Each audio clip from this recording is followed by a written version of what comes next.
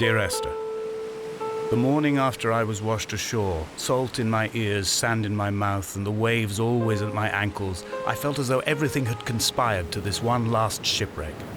I remembered nothing but water, stones in my belly and my shoes, threatening to drag me under to where only the most listless of creatures swim.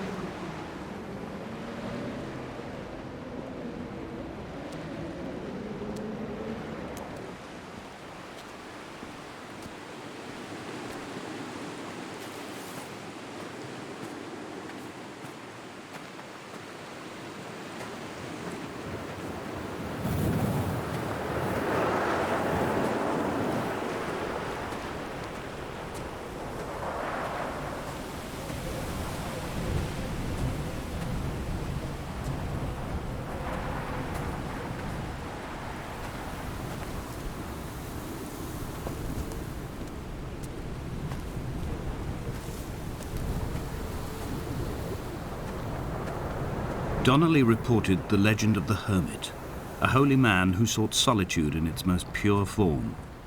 Allegedly, he rode here from the mainland in a boat without a bottom, so all the creatures of the sea could rise at night to converse with him.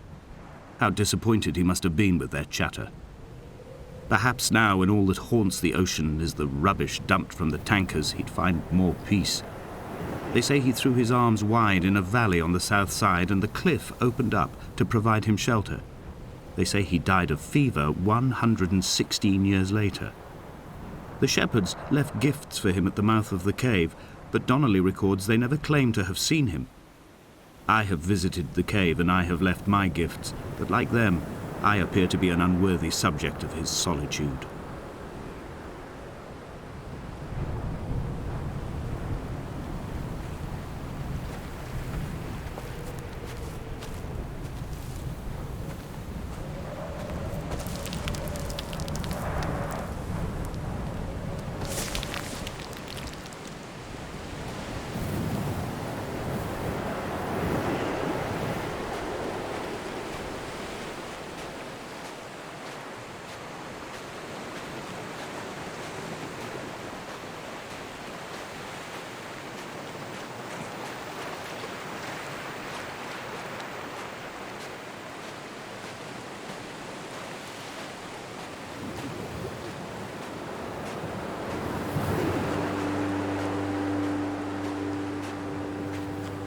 There was once talk of a wind farm out here, away from the rage and the intolerance of the masses. The sea, they said, is too rough for the turbines to stand. They clearly never came here to experience the becalming for themselves. Personally, I would have supported it. Turbines would be a fitting contemporary refuge for a hermit. The revolution and the permanence.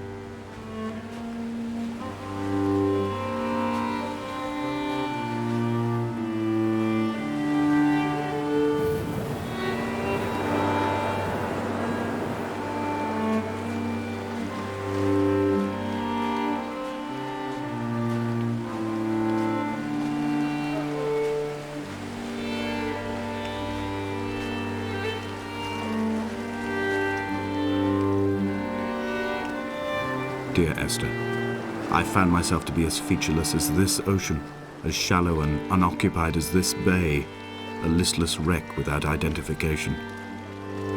My rocks are these bones, and a careful fence to keep the precipice at bay. Shot through me caves, my forehead a mount. This aerial will transmit into me so. all overexposed, the nervous system, where Donnelly's boots and yours and mine still trample. I will carry a torch for you. I will leave it at the foot of my headstone. You will need it for the tunnels that carry me under.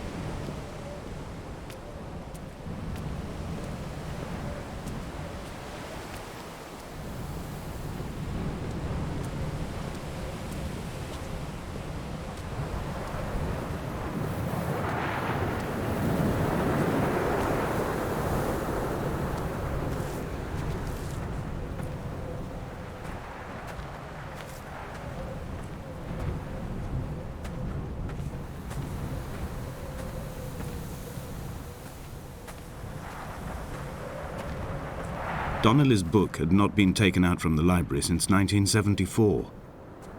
I decided it would never be missed as I slipped it under my coat and avoided the librarian's gaze on the way out.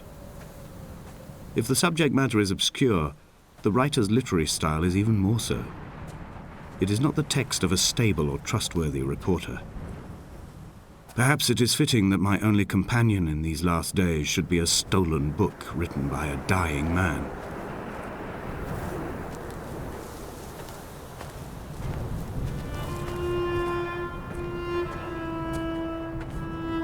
When someone had died or was dying, or was so ill they gave up what little hope they could sacrifice, they cut parallel lines into the cliff, exposing the white chalk beneath.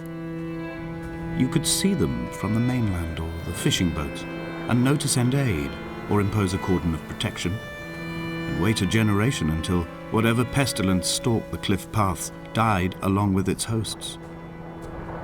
My lines are just for this: to keep any would-be rescuers at bay. The infection is not simply of the flesh.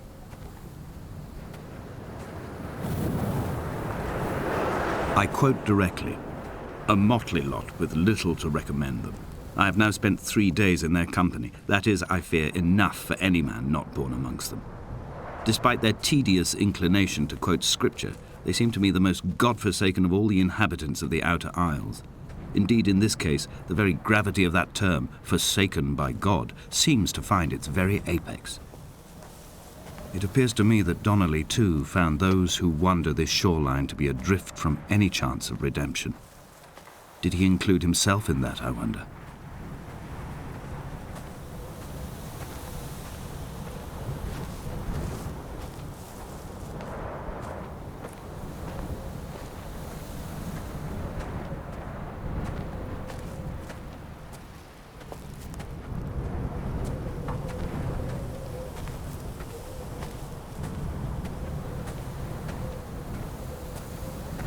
Dear Esther, I met Paul. I made my own little pilgrimage. My Damascus, a small semi-detached on the outskirts of Wolverhampton. We drank coffee in his kitchen and tried to connect to one another. Although he knew I hadn't come in search of an apology, reason or retribution, he still spiraled in panic, thrown high and lucid by his own dented bonnet. Responsibility had made him old. Like us, He'd already passed beyond any conceivable boundary of life. I find myself increasingly unable to find that point where the hermit ends and Paul and I begin. We are woven into a sodden blanket, stuffed into the bottom of a boat to stop the leak and hold back the ocean. My neck aches from staring up at the aerial. It mirrors the dull throb in my gut where I am sure I've begun to form another stone. In my dreams, it forms into a perfect representation of Lot's wife, head over her shoulder, staring along the motorway at the approaching traffic in a vacuum of fatalistic calm.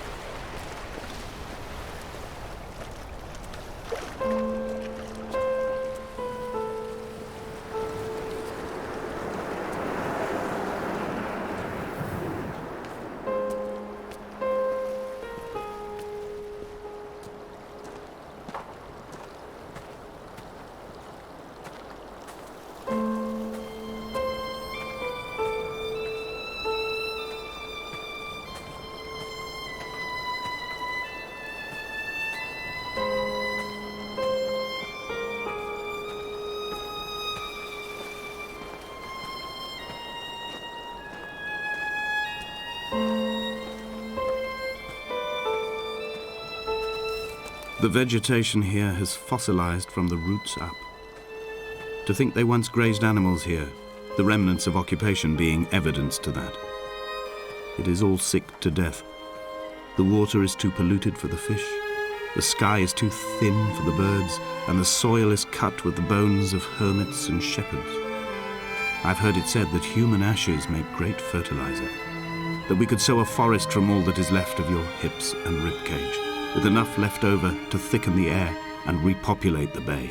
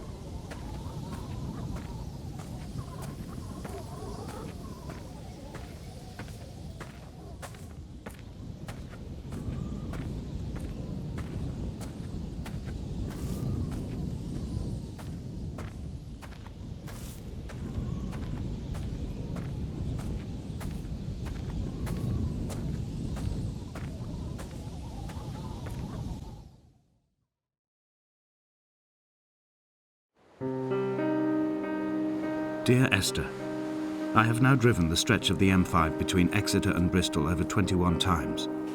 But although I have all the reports and all the witnesses and have cross-referenced them within a millimetre using my ordnance survey maps, I simply cannot find the location. You'd think there would be marks to serve as some evidence. It's somewhere between the turn-off for Sanford and the welcome brake services. But although I can always see it in my rear-view mirror, I have as yet been unable to pull ashore.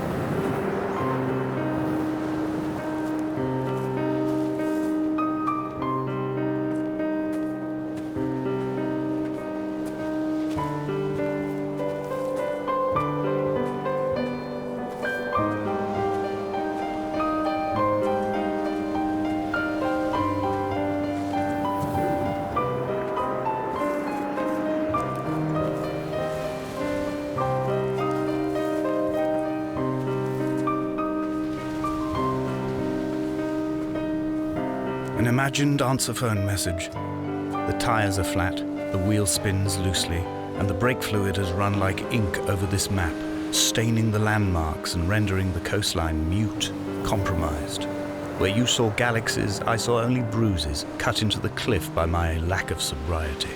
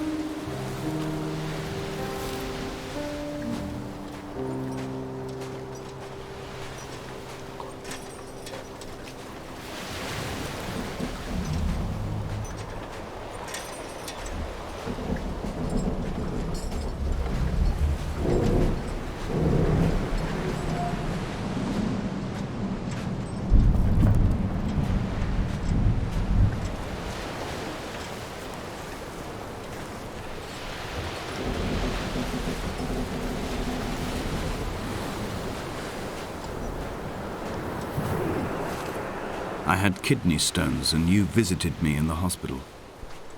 After the operation, when I was still half submerged in anesthetic, your outline and your speech both blurred. Now my stones have grown into an island and made their escape, and you have been rendered opaque by the car of a drunk.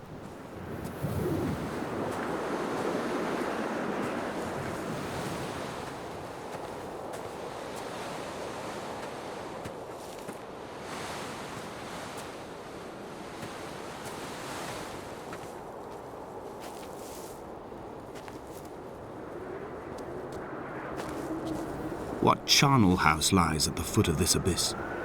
How many dead shepherds could fill this hole?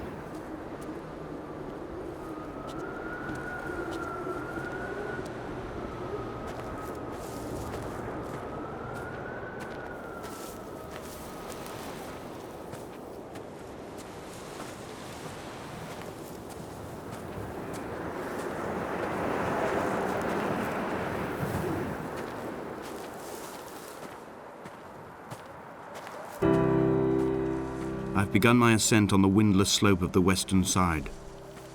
The setting sun was an inflamed eye squeezing shut against the light shone in by the doctors. My neck is aching through constantly craning my head up to track the light of the aerial. I must look downwards, follow the path under the island to a new beginning.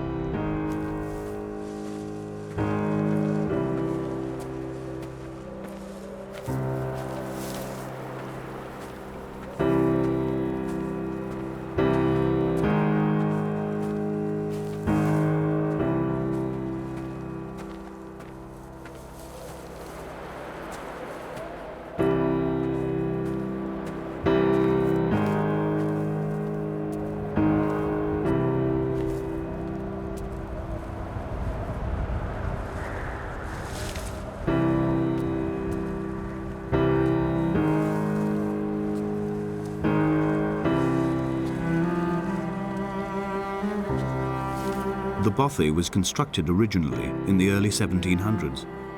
By then, shepherding had formalized into a career. The first habitual shepherd was a man called Jakobsen, from a lineage of migratory Scandinavians. He was not considered a man of breeding by the mainlanders.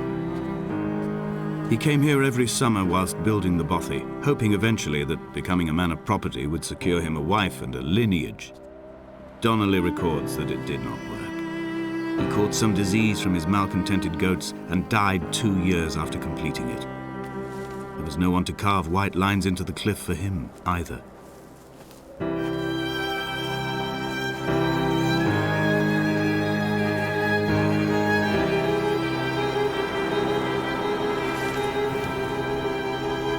When the oil lamps ran out, I didn't pick up a torch, but used the moonlight to read by.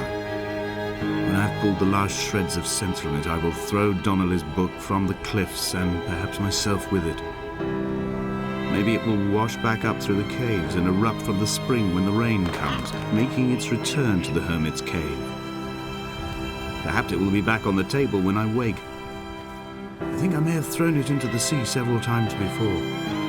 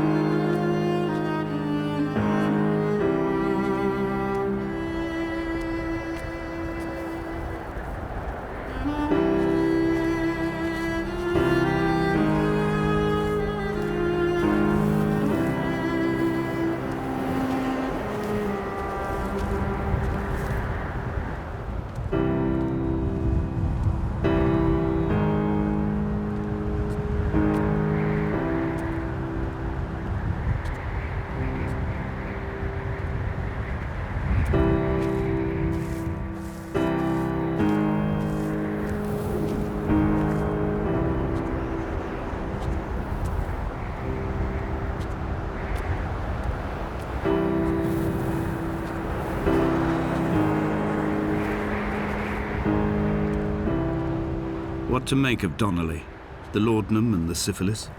It is clearly not how he began, but I've been unable to discover if the former was a result of his visiting the island or the force that drove him here.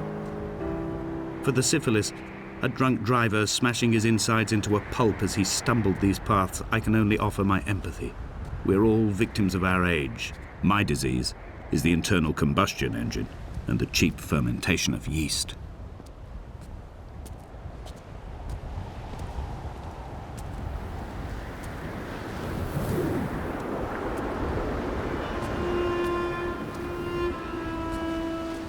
They found Jakobsen in early spring. The thaw had only just come. Even though he'd been dead nearly 7 months, his body had been frozen right down to the nerves and had not even begun to decompose. He'd struggled halfway down the cliff path, perhaps looking for some lost goat, or perhaps in a delirium, and expired, curled into a claw right under the winter moon. Even the animals shunned his corpse. The mainlanders thought to bring it home unlucky. Donnelly claims they dragged it to the caves to thaw out and rot, but he is proving an unreliable witness.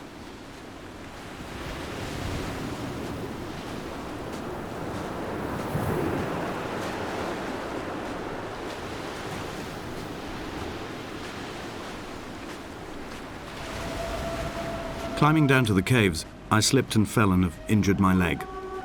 I think the femur is broken. It is clearly infected.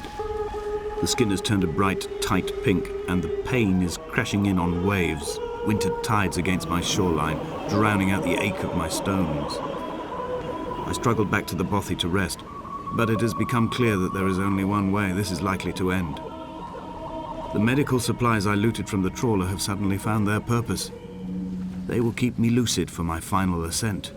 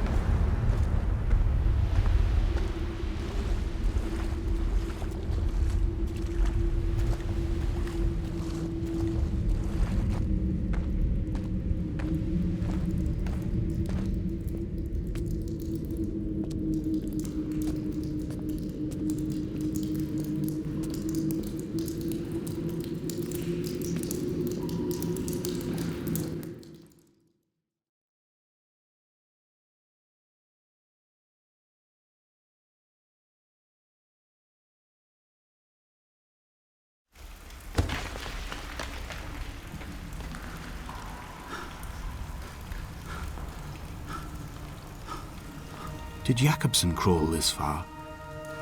Can I identify the scratches his nails ruined into the rocks? Am I following him cell for cell, inch for inch? Why did he turn back on himself and not carry through to the ascent?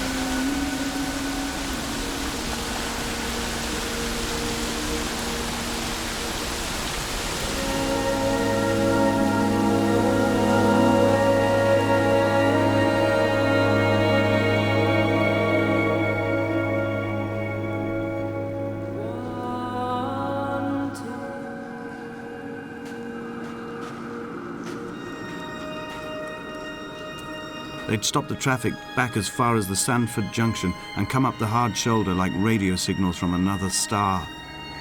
It took 21 minutes for them to arrive. I watched Paul time it to the second on his watch.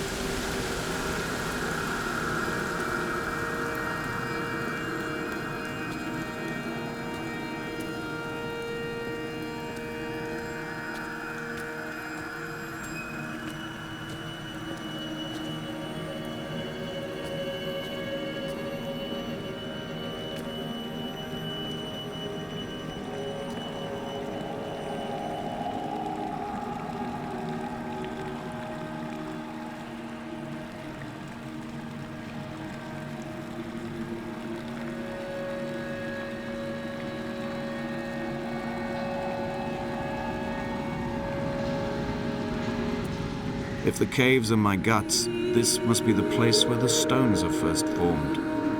The bacteria phosphoresce and rise, singing through the tunnels. Everything here is bound by the rise and fall, like a tide. Perhaps the whole island is actually underwater.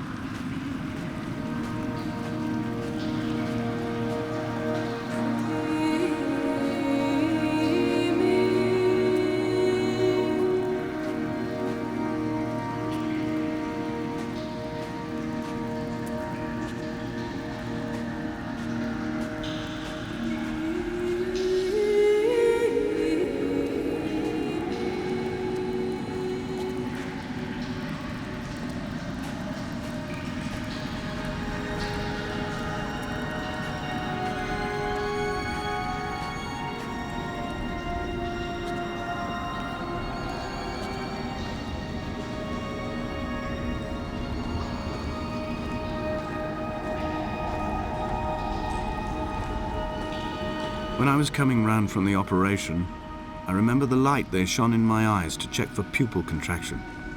It was like staring up at a moonlit sky from the bottom of a well. People moved at the summit, but I could not tell if you were one of them.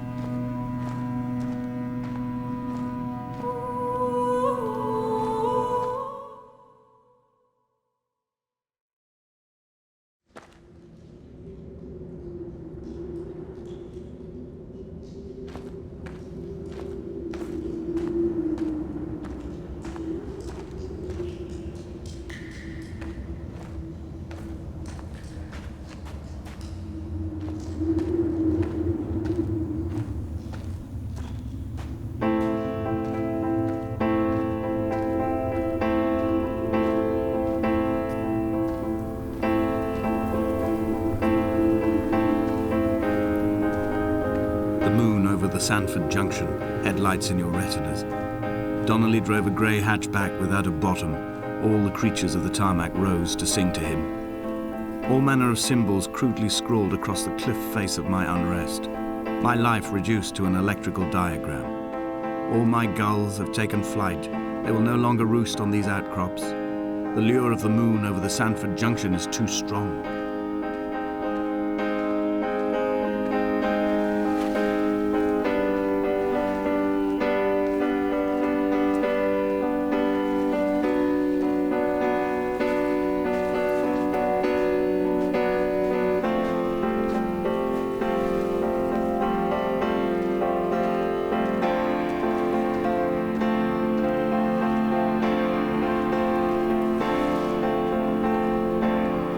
Dear Esther, I find each step harder and heavier.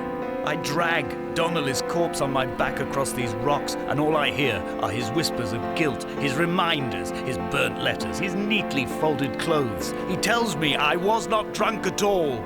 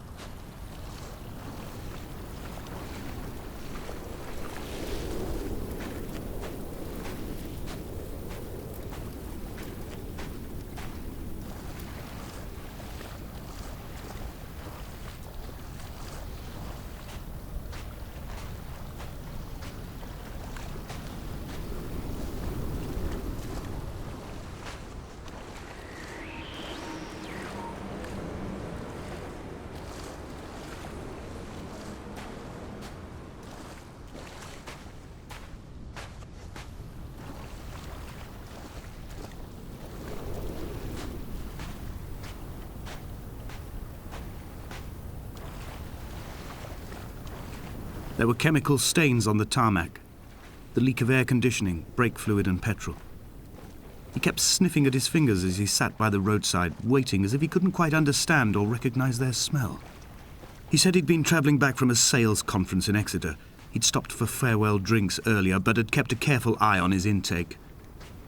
You could hear the sirens above the idling traffic.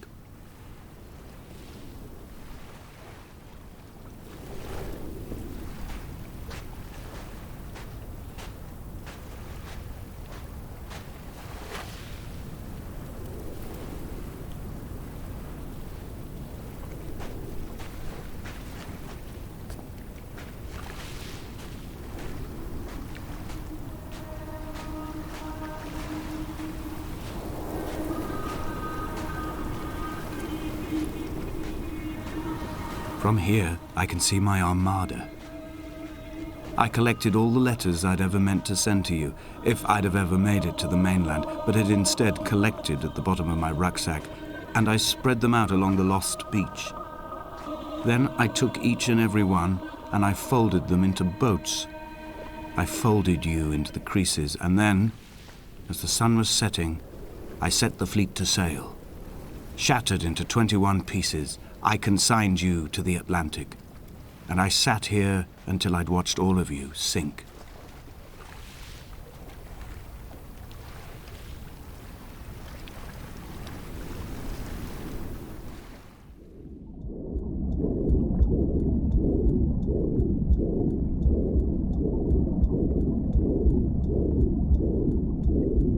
Come back.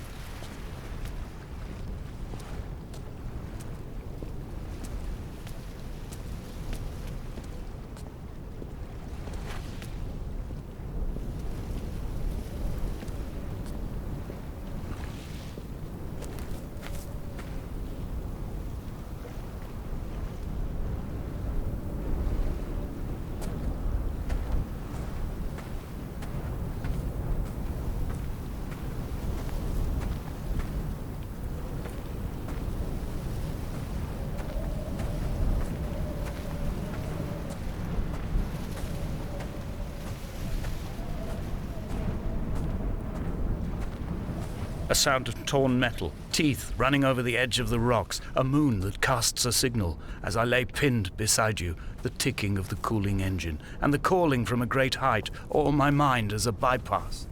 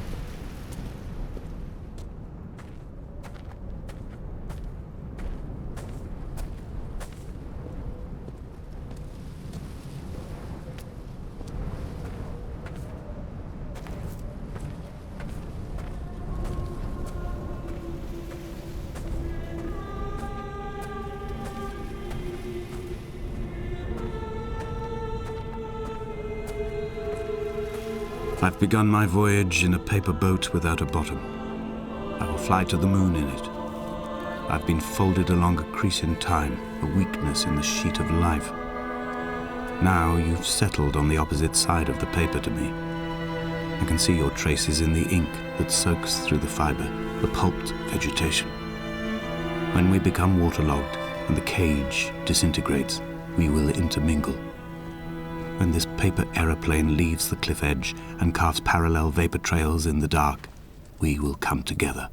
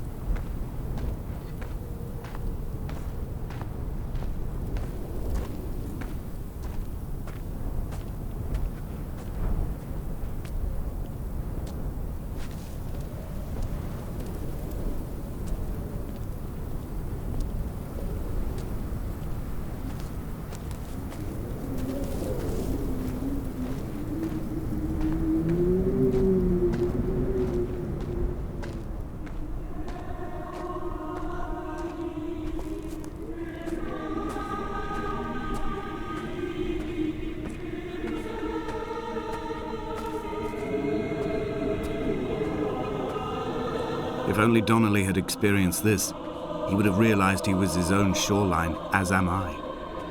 Just as I am becoming this island, so he became his syphilis, retreating into the burning synapses, the stones, the infection.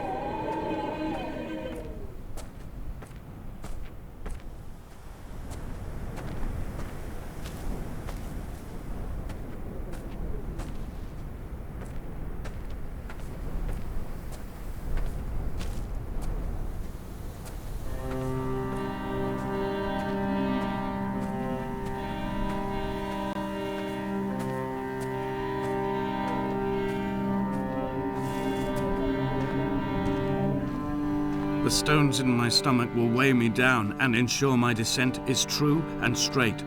I will break through the fog of these godforsaken pills and achieve clarity. All my functions are clogged, all my veins are choked. If my leg doesn't rot off before I reach the summit, it will be a miracle.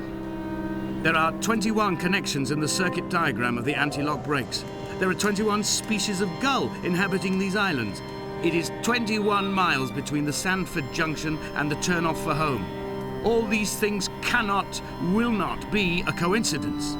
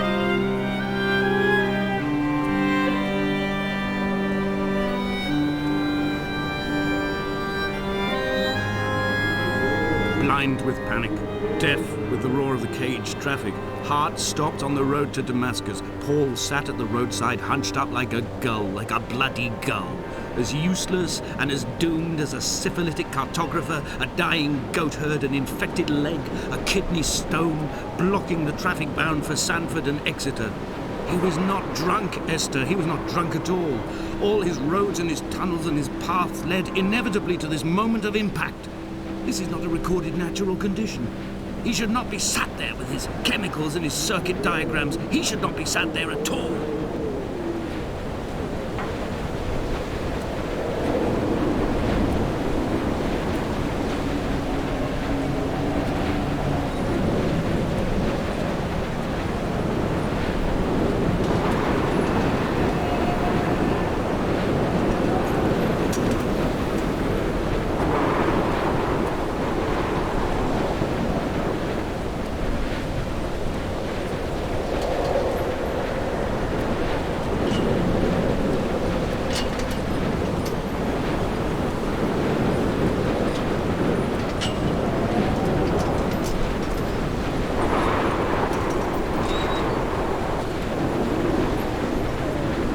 run out of places to climb. I will abandon this body and take to the air.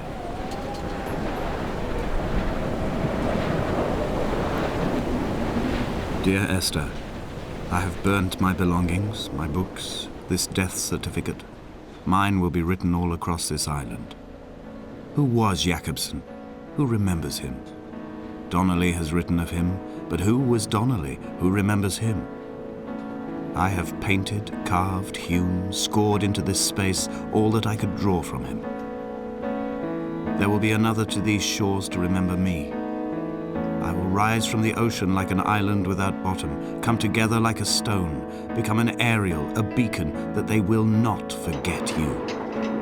We have always been drawn here. One day the gulls will return and nest in our bones and our history. I will look to my left and see Esther Donnelly flying beside me. I will look to my right and see Paul Jakobsen flying beside me. They will leave white lines carved into the air to reach the mainland, where help will be sent.